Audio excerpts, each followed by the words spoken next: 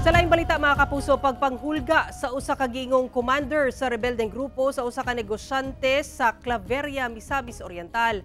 Padayon ginasuta sa kapulisan. Hinuon gidoble ang seguridad sa mga negosyante nga biktima. Ani ang report ni Cyril Chavez.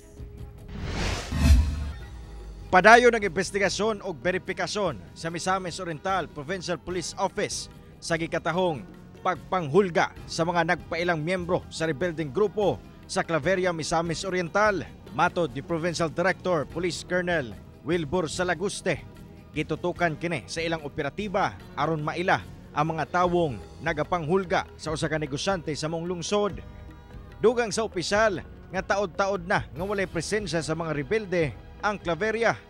We contacted our counterpart, the AEFP, para atong ma-verify ang authenticity sa maong video or kung unsa ka tinuod nga kini legitimate nga mga NPA rebels nga nagpaila. Sumala pa sa mong negosyante nga biktima, nagpailang commander sa NPA ang nagapanawag kaniya. Sanglit ni balibad og hatag og tabang, gihulga kini sa maong nanawag. Pero una pa lang itong pag-intranay, wala pang galing kay aksyon, wala kay reaksyon.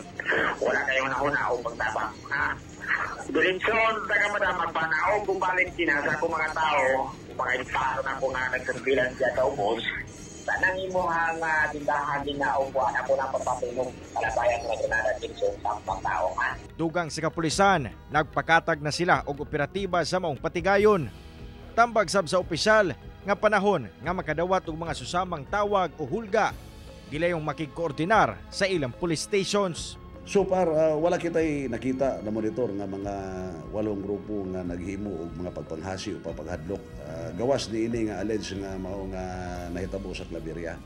O kini nagpasabot lamang hinay na kayo ang ilang grupo tungod kay dili na sila kahimo sa pagduol sa mga kabaranggayan. Kauban si Makoy Simpron, Cyril Chavez, 1 Mindanao.